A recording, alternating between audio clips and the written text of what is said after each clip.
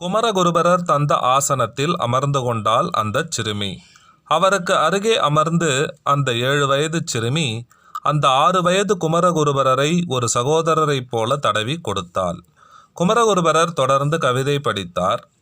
தொடுக்கும் கடவுள் பழம்பாடல் தொடையின் பயனே, நரை பழுத்த துரைத்தீன் தமிழின் ஒழுகுநரும் சுவையே, அகந்தை கிழங்கை அகழ்ந்து எடுக்கும் தொழும்பர் உளக்கோயில் ஏற்றும் விளக்கே, வளர்சிமைய இமயப் பொறுப்பில் விளையாடும் இளமென் பிடியே, எரிதரங்கம் உடுக்கும் புவனம் கடந்து நின்ற ஒருவன் திருவுள்ளத்தில் அழகு ஒழுக எழுதி பார்த்திருக்கும் உயிரோவியமே, மதுகரம் வாய் மடுக்கும் குழற்காடு ஏந்துமில வஞ்சிக் கொடியே வருகவே, மலையதுவசன் பெற்ற பெருவாழ்வே வருக வருகவே.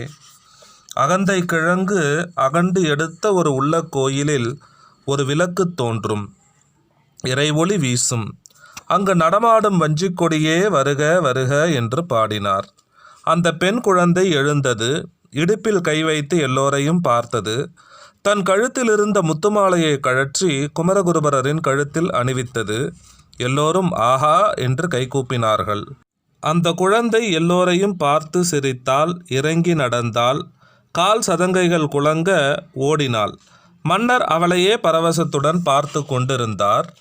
கோவிலுக்குள் போய் குழந்தை நின்று கொண்டாள். இடக்கையை இடுப்பில் வைத்து வலக்கையை உயரே தூக்கி விடைபெறும் பாவனையில் கையசைத்தாள். 4 காவலர்கள் குழந்தையையே பார்த்து கொண்டிருந்தார்கள்.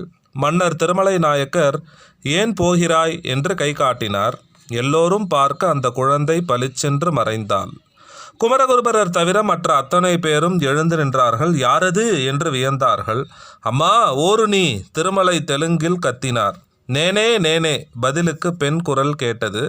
சலங்கை சத்தமும் சிரிப்பொலியும் கோயிலை அதிரடித்தன. மீனாட்சி! மன்னர் கைவிரித்து எழுந்து நின்றார். நெடுக ஓடினார். அந்த குழந்தை எங்கு நின்றாலோ அங்கு போய் நெடுஞ்சான் கடையாக விழுந்தார். அவள் நின்ற இடத்து மண்ணை எடுத்து நெற்றியில் பூசிக்கொண்டார். என் அம்மா, என் தாயே, எம்மை தேடி வந்தாயா தேவி? என் ஜென்ம ஜென்மாந்திர கதையை எனக்கு காட்ட என்னிடம் வந்தாயா? காட்ட முடியுமா என்று குமரகுருபரரை மனசுக்குள் கேட்டேனே, அது உன் காதில் விழுந்து விட்டதா? குமரகுருபரருக்கு 6 வயது என்றால் எனக்கு 7 வயது என்று ஓடி வந்தாயா தாயே தயாபரி? என் அன்பு மீனாட்சி, இந்த அன்புக்கு நான் என்ன கைமாறு செய்வேன் தாயே?